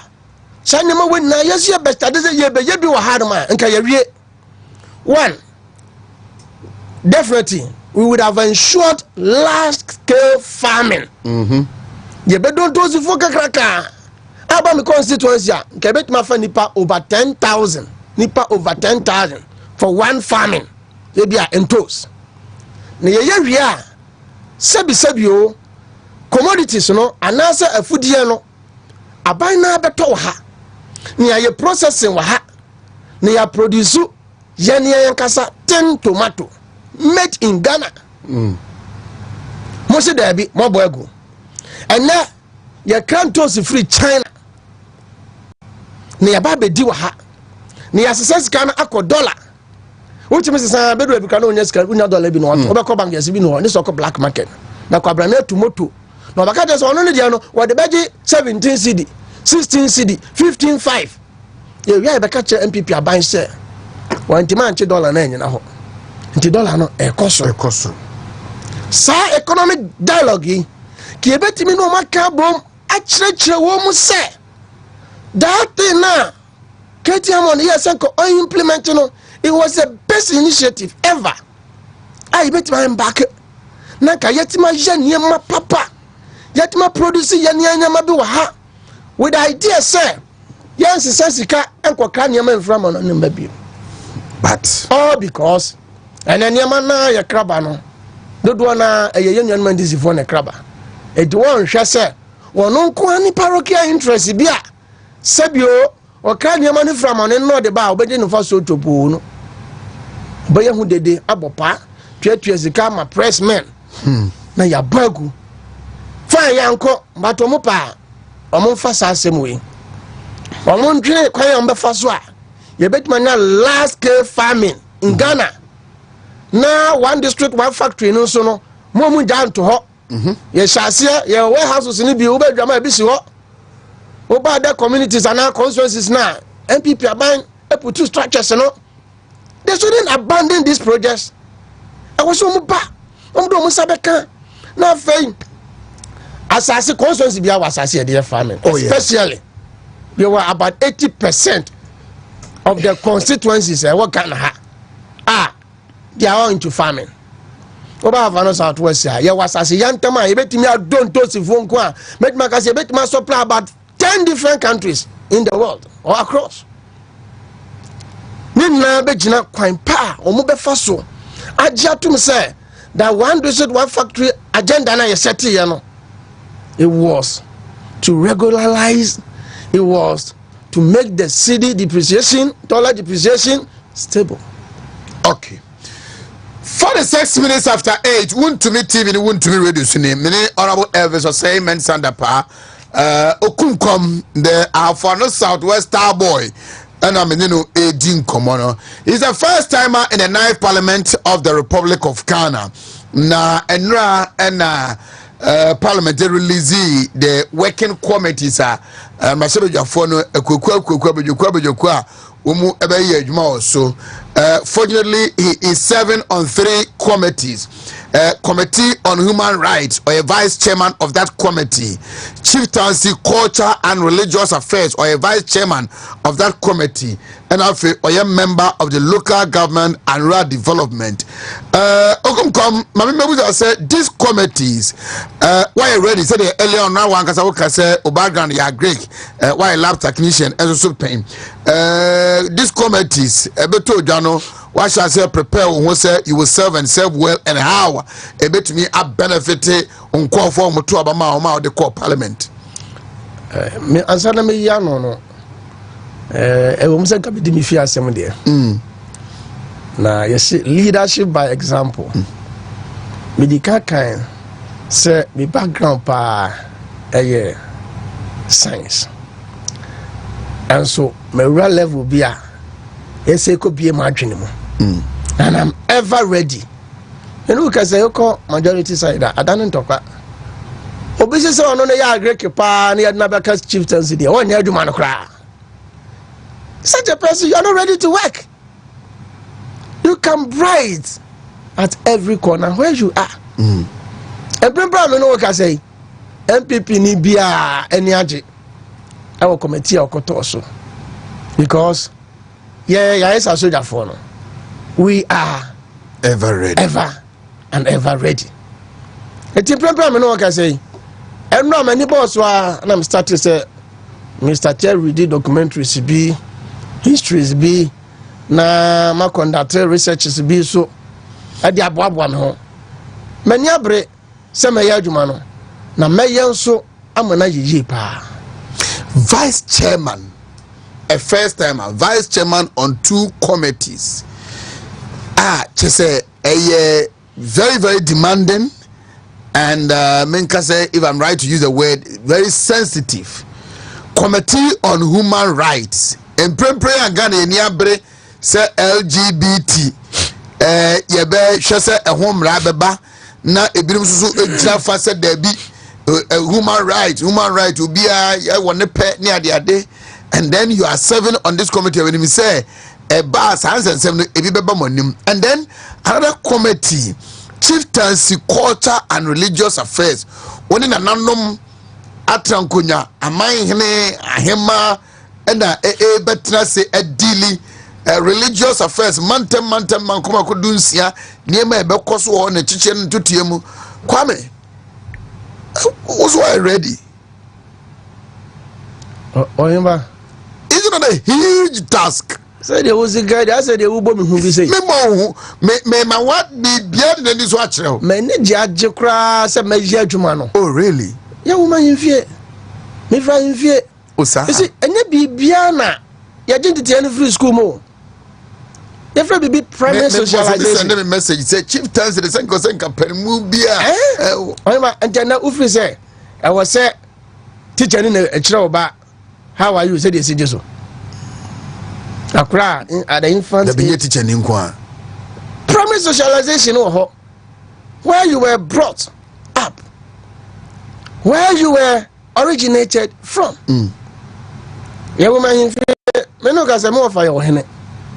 Yeah, not too on my and you many be on my own. A true challenge be man.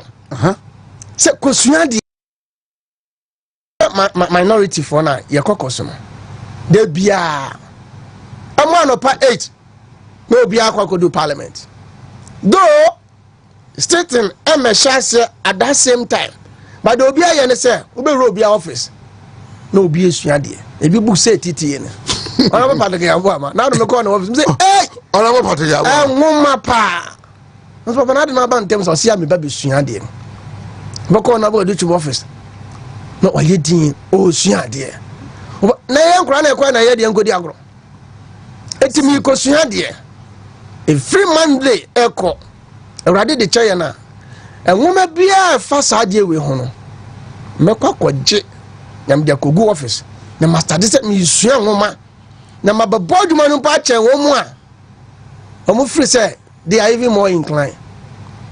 When it comes to chieftaincy, when it comes to other committees. This is what I'm saying, sir. Dom Kumano, we are ever ready. Obia Kobajuma. Etimi anama wanwa. Meye ashine baby adematono. Meji medino wo ho. Na na wo kan about the chairmanship position. Nyame you open away. The vice chairman. Man now so sad I be that. But enra me hu ade no platform so na so wow. I was so happy. I say nyame nsa wo. Enti nkrofo bia omo sabotage ye nyama bi no omunya no omo sabagene. Ando me ko do constituency community bi na yes papa omo se onya MP and monyam shake se pa de ma constituency no. I'm say my ID card ni my swearing in. They be am sitting. So take the picture, take a photo of it. 81 the SC no ayanu monyam she. Yes. Because this on no about the ra me nyakran kan chiro mo. I was say Afro Southwest photo party now. Na me dia kobo platforms no so. No man was vice chairman of the committee on human rights. All our man term. Vice chairman of the committee of chieftaincy, culture and religious affairs. Yeah. 3 committees. Of course. Local government and rural development. And you are also coming from rural community. Yeah. And as a constituency. And Krasepa, Jamaica, one of Shasia. And I'm a Boahen Krum, Magentity, any bia at the infant age, at the succulent age. Now me Boahen Krum. Now, my first acquaintance so up Boahen Krum for so abaso. A typical NDC community. Madafi, Omo Tuabanama manager. Oh, really? What do you go for? Na me shrabo pa. I see. Enti yeah, but sorry, I can't be 5-6 minutes now. Yes, sorry, but quite better before some sa committee akwada so koye dmen e son faso about constituency. Onye so akwada so kwade kwaje fans. Well, it didn't kind, especially the local government. It didn't kind. Said them di ka catch no. Afei and me gusu ebe conducting my researches. Me via various stakeholders bia but I may need consultations. And me call baby as some corners and also me running na kwaje my advice in area. Na fi my best and much all. Kwanya me person me faso at the pager me constituency. I will tell you. Elvis Osei Mensah Dapa Afono Southwest MP. Se said near the vice chairman of the Committee on Human Rights, vice chairman of the Chieftaincy, Culture and Religious Affairs, and so at the Akaho. The new patriotic party, Misha Mubia Mibusa MPC said, and nay Munamabeye ye shadow ministers, ye shadow whatever board members near their day. The drive was say mube dieni mu ama party nenya ho den ma come home ma shebe dwafie ma hold the government accountable na 2028 ye twamfo nyinipa de ache Ghana for say ye ne amanyuku a ye betimi ebu o man ne ye no say na 88 members of parliament mu hunu sa so die no. Well, so far so good.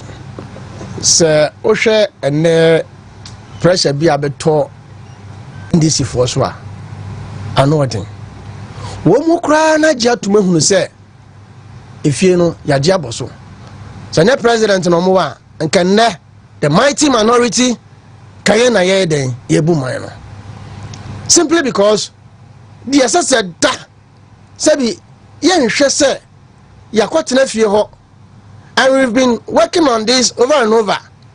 Ni ani tua prefer se hwe na no enkra ya terminate on appointment. We are so here by room court. That's the any to which how say you for be so uncle tra there. What could school we also ya Ghana ni. Now there was some grow woman say. Sometimes you are not a finia maybe. Woman say MPP abano yeah sebi abanya. Young fan nepotism, ethnicentrism. Any sanya maniamano partisanship emu yamai. Omu fana ya NDC for and krana employ on a jumano. Half of them to their NDC as a political party. And now don't come ya kanya waboma. Ya dia samna kodu as in yase. Ya nyuntumu nechina. Say and cry for majuma over 2 years. It be a 6 months. It be a 3 months. It be about 6 years. But go grant on me about 7 years now. Was the same panic because was share MPP at idea I campaign my MPP for. So we there. Yes, so and na kwan bia ye be fa so ma sankrofo no adwuma ne abo ho ban no ye be fa so ne ya hyase na ye ya te hu mu aye na no nam tia so mu ye ma hye mu afedi ye se omu de lete bi ba se omu samra ye be hwe se sankrofo no omu samra no enkonko ye se omu nkrofo bi no mu de bo hye kruntu ase do ma be fili that vacancy wo ma ye fa omu no they are the same people I was say den ye fa omu no mu to omu adwuma de ye no so and the people am look at saying the mighty minority, we are putting every effort. We are working. We've put our heads together. We conjure.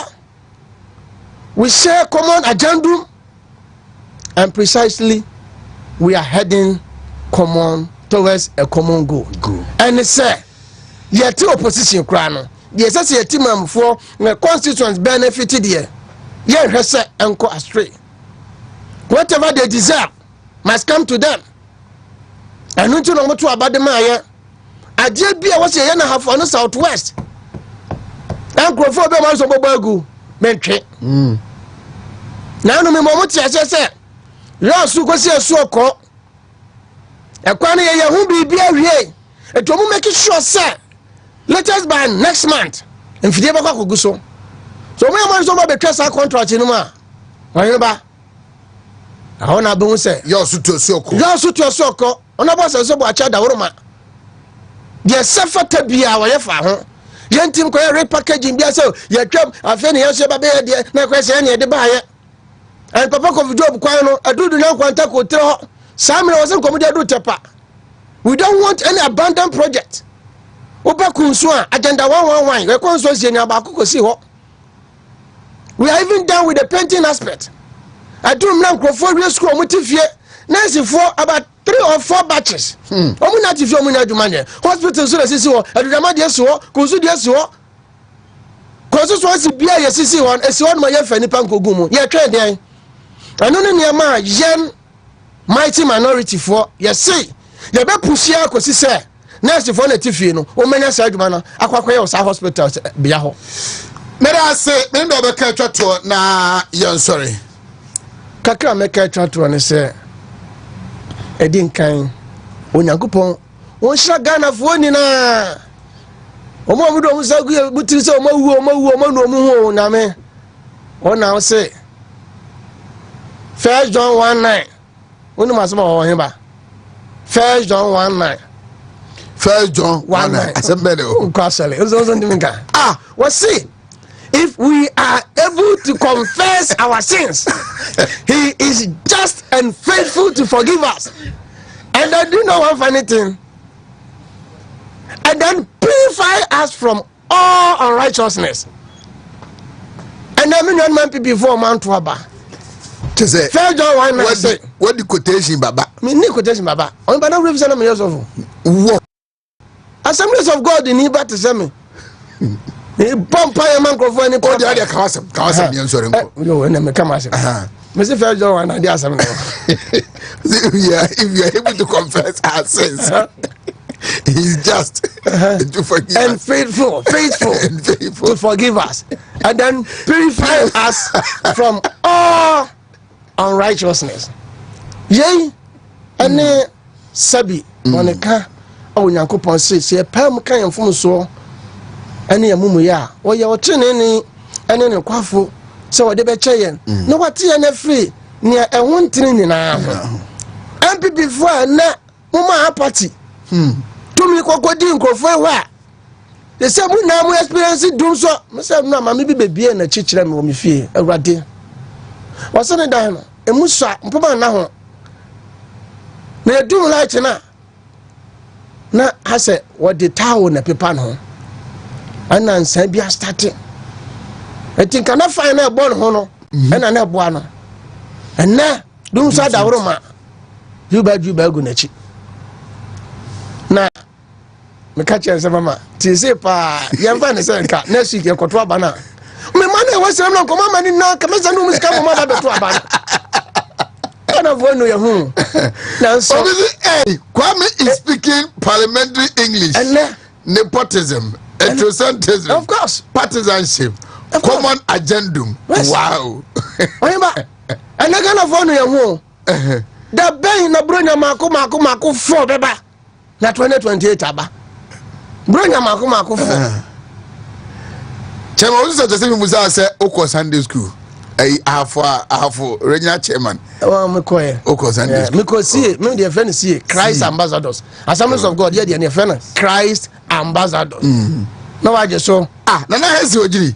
Me nim John 3:16 say. O got to show us John 3:9. 1 John 1:9. Was it John 3:16 gram nim na 1 John? So, it must 2028 is just ahead. Mama Yenja Retre. Now, young who say 1 vote, 1 single vote counts or matters. Kokromoti Baku, Obi Transis and Medium and Cotton and MPP still because you're also. That mistake, we shouldn't repeat it. Mekai Masami, me first so much, me Uncle Baku, I friend a rich game. Sana Mecano, me Bessame baby, Mamma for be Brehono. Who ran it down in the living room or what mistake more than one is a decision. Or no see a nyanom from some room, you know. And Timamufo Abana Young Cotono 2028 is just ahead.